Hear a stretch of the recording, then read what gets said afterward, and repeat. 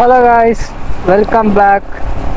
ಇವತ್ತಿನ ವಿಡಿಯೋ ಏನಪ್ಪ ಅಂತ ಹೇಳಿದ್ರೆ, ಇವತ್ತು ನನ್ನ ಬೈಕ್ನ ಸರ್ವಿಸಿಂಗ್ ತಗೊಳ್ತಾ ಇದ್ದೇನೆ. ನಾನು ನನ್ನ ಬೈಕ್ ಸರ್ವಿಸಿಂಗ್ಗೆ ಯಾವುದೆಲ್ಲ ಪ್ರಾಡಕ್ಟನ್ನು ಯೂಸ್ ಮಾಡ್ತೇನೆ ಅಂತ ನಾನು ಇವತ್ತು ನಿಮಗೆ ತೋರಿಸ್ತೇನೆ.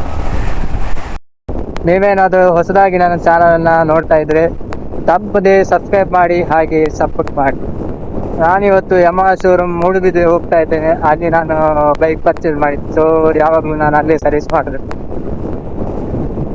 ಮಾರ್ನಿಂಗ್ ಬೇಗ ಗಾಡಿ ಸರ್ವಿಸಿಂಗ್ ಇಟ್ಟರೆ ಬೇಗ ರಿಟರ್ನ್ ಸಿಗುತ್ತೆ, ಇಲ್ಲಾಂದರೆ ಸ್ವಲ್ಪ ಲೇಟ್ ಆಗ್ತದೆ. ಮಧ್ಯಾಹ್ನ ಮೇಲೆ ಕೊಡ್ತಾರೆ ಗಾಡಿಯನ್ನು, ಬೇಗ ಇಟ್ಟರೆ ಬೇಗ ಗಾಡಿ ಲೇಟ್ ಆಗ್ತದೆ.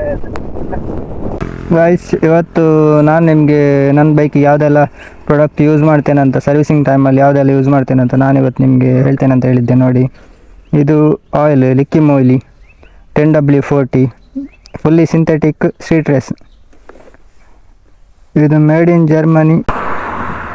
ಇದು 1 ಲೀಟ್ರ್ ಬರುತ್ತೆ. ಇದರದ್ದು MRP ಬಂದುಬಿಟ್ಟು 1489. ಫ್ಲಿಪ್ಕಾರ್ಟಲ್ಲಿ ಇದು 1100 1200ಗೆ ಸಿಗುತ್ತೆ.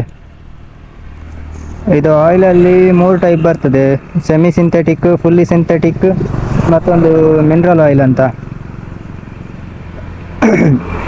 ಮಿನರಲ್ ಆಯಿಲ್ ಅಂದರೆ just crude oil.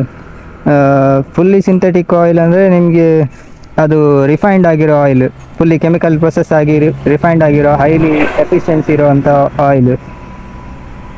Semi synthetic ಅಂದರೆ ಸ್ವಲ್ಪ ನಾರ್ಮಲ್ ರಿಫೈನ್ ಆಗಿರೋಂಥ ಆಯಿಲ್. ಇದರೊಟ್ಟಿಗೆ ಇನ್ನೊಂದು, ಇದು MST ಶೂಟರ್ ಅಂತೇಳಿ ಆಯಿಲ್ ಅಡಿಕ್ಟಿವ್. ಇದನ್ನು ಯೂಸ್ ಮಾಡೋದ್ರಿಂದ ಫ್ರಿಕ್ಷನ್ ಕಂಟ್ರೋಲ್ ಆಗ್ತದೆ. ಅಂದರೆ ನಿಮ್ಮದು ಗೇರ್ ಬಾಕ್ಸಲ್ಲಿ ಫ್ರಿಕ್ಷನ್ ಆಗೋದನ್ನು ಇದು ಕಡಿಮೆ ಮಾಡ್ತದೆ. ಆಯಿಲ್ ಜೊತೆ ಇದನ್ನು ಹಾಕೋದ್ರಿಂದ ಈ ಆಯಿಲಲ್ಲಿ ಒಂದು ಸಪ್ರೇಟ್ ಲೇಯರ್ ಕ್ರಿಯೇಟ್ ಮಾಡಿ ಇಂಜಿನ್ ವೇರ್ ಆ್ಯಂಡ್ ಟೇರನ್ನು ಇದು ಕಡಿಮೆ ಮಾಡುತ್ತೆ. ಸೊ ಇದ್ರ ಕಾಸ್ಟ್ ಬಂದುಬಿಟ್ಟು ನಿಮಗೆ 300 ಇಲ್ಲಾಂದರೆ 240 ತನಕ ಬರುತ್ತೆ. ಇದು 20 ml ಬರುತ್ತೆ. Shake well before use. ಇದು ಜಸ್ಟ್ ಗೇರ್ ಬಾಕ್ಸ್ ಲೂಬ್ರಿಕೆಂಟ್. ಇದನ್ನು ಆಯಿಲ್ ಜೊತೆ ಹಾಕೋದು. ಇದು Liqui Moly engine plus shooter. Engine plus shooter ಅಂದರೆ ನಿಮ್ಮದು ಆಯಿಲ್ ಹಾಕೋದಕ್ಕಿಂತ ಮೊದಲು ಓಲ್ಡ್ ಆಯಿಲ್ ಏನಿರ್ತದೆ ಅದನ್ನು ರಿಮೂವ್ ಮಾಡಬೇಕು. ಓಲ್ಡ್ ಆಯಿಲ್ ರಿಮೂವ್ ಮಾಡೋದಕ್ಕಿಂತ ಮೊದಲು ಇದನ್ನು ಇಂಜಿನ್ ಒಳಗೆ ಹಾಕಬೇಕು. ಇಂಜಿನ್ ಒಳಗೆ ಹಾಕಿ ಒಂದು 5 to 10 ಮಿನಿಟ್ಸ್ ಇಂಜಿನನ್ನು ಆನ್ ಮಾಡಬೇಕು. ಆವಾಗ ನಿಮ್ಮ ಓಲ್ಡ್ ಆಯಿಲ್ ಎಲ್ಲೆಲ್ಲ ಸ್ಟ್ರಕ್ ಆಗಿರ್ತದೆ ಇಂಜಿನ್ ಒಳಗೆ, ಓಲ್ಡ್ ಆಯಿಲ್ ಎಲ್ಲೆಲ್ಲ ಅಟ್ಯಾಚ್ ಆಗಿರ್ತದೆ ಅದೆಲ್ಲ ರಿಮೂವ್ ಆಗಿ ಔಟ್ಸೈಡ್ ಬರುತ್ತೆ. ಸೊ ಇಂಜಿನ್ ಪಾರ್ಟಿಕಲ್ಸ್ ಎಲ್ಲ ಫುಲ್ ಕ್ಲೀನ್ ಆಗ್ತದೆ ಇದನ್ನು ಹಾಕೋದ್ರಿಂದ. ಇದು 80 ml ಬರುತ್ತೆ. ಇದರದ್ದು 350 360 ರೇಂಜಲ್ಲಿ ಪ್ರೈಸ್ ಬರುತ್ತೆ. Petrol addictive only for 4 stroke motor bike. ಇದು ಕೂಡ ಮೇಡ್ ಇನ್ ಜರ್ಮನಿ. ಲಾಸ್ಟ್ಲಿ ಇನ್ನೊಂದಿದೆ ಲಿಕ್ಕಿ ಮೌಲಿ 40 ಅಡಿಕ್ಟಿವ್ ಶೂಟರ್ ಅಂತ. ಇದು ಫ್ಯೂಲ್ ಸಿಸ್ಟಮ್ ಕ್ಲೀನರ್. ಇದು ನಿಮಗೆ 350 ಆ ರೇಂಜಲ್ಲಿ ಪ್ರೈಸ್ ಬರುತ್ತೆ. 80 ml ಬರುತ್ತೆ ಇದು ಕೂಡ.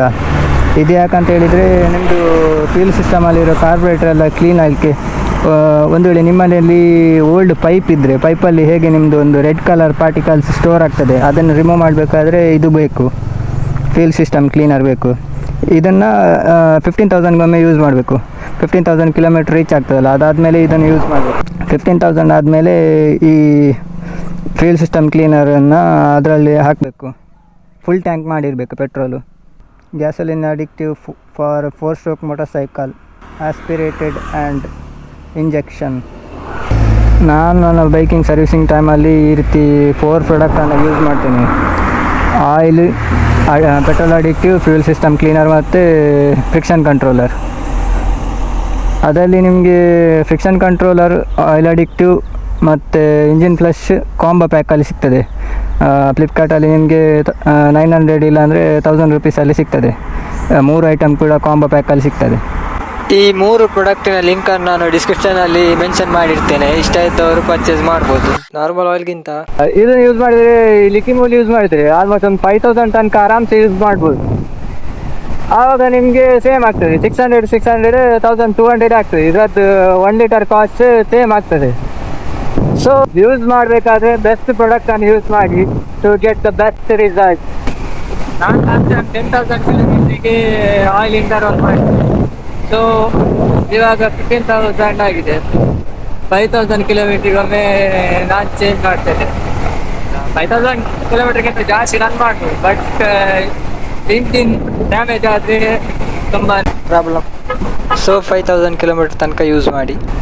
ಈ ಮೆನ್ಸ್ ಲೈಫಲ್ಲಿ ಒಂದು ಗಾಡಿ ಇನ್ನೊಂದು ಲೇಡಿ ತುಂಬಾ ಇಂಪಾರ್ಟೆಂಟು. ಗಾಡಿ ಕೈ ಕೊಟ್ಟರೆ ಆ ದಿನ ಹಾಳಾಗುತ್ತೆ, ಅದೇ ಲೇಡಿ ಕೈ ಕೊಟ್ಟರೆ ಲೈಫೇ ಹಾಳಾಗುತ್ತೆ. ಸೊ ಬಾಯ್ಸ್ ಸೇಫ್ಫುಲ್ಲಾಗಿ ಎಲ್ಲದನ್ನು ಹ್ಯಾಂಡಲ್ ಮಾಡಿ. ನಮ್ಮಂಥ ಬೈಕರ್ಸ್ಗಳಿಗೆಲ್ಲ ನೆಮ್ಮದಿಗಾಗಿ ಬೇರೇನು ಬೇಕಂತಿಲ್ಲ. ಒಂದು ಬೈಕು ಟ್ಯಾಂಕ್ ಫುಲ್ ಪೆಟ್ರೋಲ್ ಇದ್ದರೆ ಸಾಕು, ಲೈಫ್ ಫುಲ್ ಬಿಂದಾಸ್ ಆಗಿರುತ್ತೆ. ಇವಾಗ ಏನು ಕಾಣಿಸ್ತಾ ಇದೆ ಇದೇ ಮೂಡುಬಿದ್ರೆ ಹೈವೇ. ಯಾವ ರೀತಿ ನೈಸ್ ರೋಡ್ ಆಗಿ ನಿರ್ಮಾಣ ಆಗ್ತಿದೆ ನೋಡಿ. ಮುಂದೆ ಇದ್ರ ಮೇಲೆ ಸ್ಕೇಟಿಂಗ್ ಮಾಡಿದ್ರು ಮಾಡ್ಬೋದು, ಆ ರೀತಿ ನೈಸ್ ರೋಡ್ ಹಾಕಿದೆ. ಈ ರೋಡ್ ಪೂರ್ತಿಯಾಗಿ ಕಂಪ್ಲೀಟ್ ಆಗ್ಲಿಕ್ಕೆ ಒಂದು 2 years ಬೇಕಾಗ್ಬೋದು. ಮೂಡುಬಿದ್ರೆ ಸೆಲ್ವನ್ ಮೋಟರ್ಸ್ ಫೈನಲಿ ಬಂತು. ಇವಾಗ ಇಲ್ಲೇ ನಾನು ಬೈಕ್ ಪರ್ಚೇಸ್ ಮಾಡಿದ್ದೆ, ಸೊ ಅಲ್ಲೇ ಸರ್ವಿಸ್ ಇಟ್ಟಿಗೆ ಬಂದಿದ್ದೇನೆ.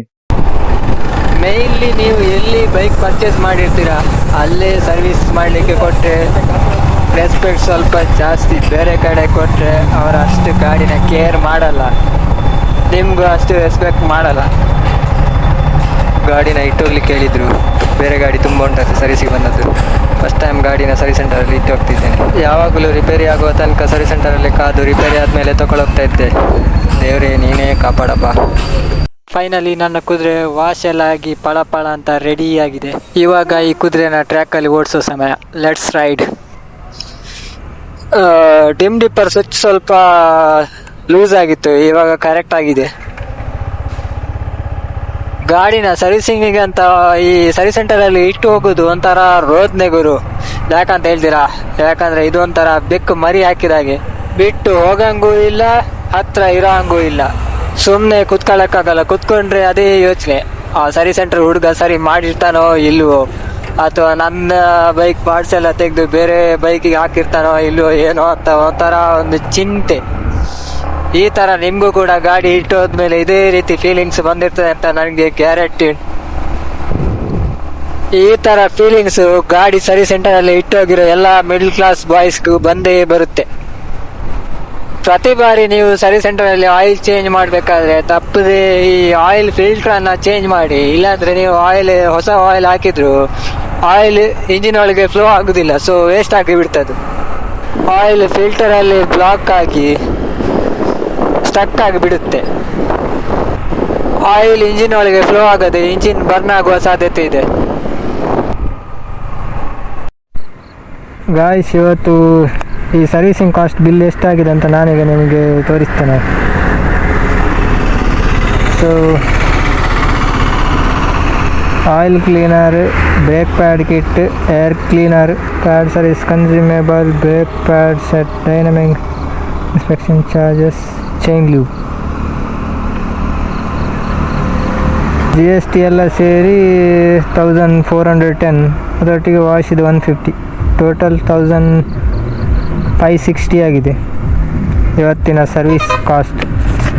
ಸೆಕೆಂಡ್ ಪೇಜಲ್ಲಿ ನಿಮಗೆ ನಿಮ್ಮ ಬೈಕಿನ ಯಾವ್ಯಾವ ಪಾರ್ಟನ್ನು ಚೆಕ್ ಮಾಡಿದೆ, ಅದರ ಕಂಡೀಷನ್ ಹೇಗೆ ಉಂಟು ಅಂತ ಅದರ ಫೈನಲ್ ರಿಪೋರ್ಟ್ ಡೈನಾಮಿಕ್ ಇನ್ಸ್ಪೆಕ್ಷನ್ ಅಂತ ಅದರಲ್ಲಿ ಮೆನ್ಷನ್ ಮಾಡಿರ್ತಾರೆ. ಈ ರಿಪೋರ್ಟಲ್ಲಿ ನನ್ನ ಬೈಕಿದೆಲ್ಲ ಪಾರ್ಟ್ಸ್ ಕರೆಕ್ಟಾಗಿ ಉಂಟು ಅಂತ ಫೈನಲ್ ರಿಪೋರ್ಟ್ ಬಂದಿದೆ. ಟೋಟಲ್ ಆಗಿ ಇವತ್ತಿನ ಸರ್ವಿಸ್ ಕಾಸ್ಟ್ ಎಷ್ಟಾಗಿದೆ ಅಂತ ಹೇಳಿದರೆ, ಆನ್ಲೈನಲ್ಲಿ ಪರ್ಚೇಸ್ ಮಾಡಿದ್ದು 2100 ತನಕ. ಆಯಿಲ್ ಮತ್ತು ಈ ಪೆಟ್ರೋಲ್ ಅಡಿಕ್ಟಿವ್ ಮತ್ತು ಈ ಅದರ್ 3 ಪ್ರಾಡಕ್ಟ್ಸ್. ಆನ್ಲೈನ್ ಪರ್ಚೇಸಿಂಗ್ ಮತ್ತು ಈ ಸರ್ವಿಸ್ ಸೆಂಟರ್ ಕಾಸ್ಟು ಟೋಟಲ್ ಎಲ್ಲ ಸೇರಿ 3660 ಆಗ್ತದೆ ಇವತ್ತಿನ service cost. First new oil ಹಾಕಿದ ಮೇಲೆ ಸ್ವಲ್ಪ ಕಿಲೋಮೀಟರ್ ನಿಮಗೆ ರಫ್ ಥರ ಫೀಲ್ ಆಗ್ತದೆ. ಅದು ಇಂಜಿನ್ ಟೆಂಪರೇಚರಿಗೆ ಅಡ್ಜಸ್ಟ್ ಆಗೋದಂತ ಆ ರೀತಿ ಆಗ್ತದೆ. 2 ಕಿಲೋಮೀಟರ್ ಹೋದ್ಮೇಲೆ ಒತ್ತರಿ ಆಗ್ತದೆ. ಇವಾಗ ಗಾಡಿ ಫುಲ್ ಸ್ಟಡಿ ಕಂಡೀಷನಲ್ಲಿ ಹೋಗ್ತಾ ಉಂಟು. ಸೌಂಡ್ ಇಲ್ಲ, ಜಾಸ್ತಿ ವೈಬ್ರೇಷನ್ ಇಲ್ಲ ಗಾಡಿ.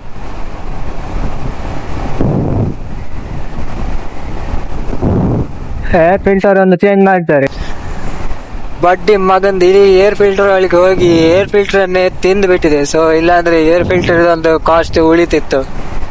ಇವಾಗ air filter cost extra. Morning 10 ಗಂಟೆಗೆ ಸರ್ವಿಸಿಗೆ ಇಟ್ಟಿದೆ ಗಾಡಿ.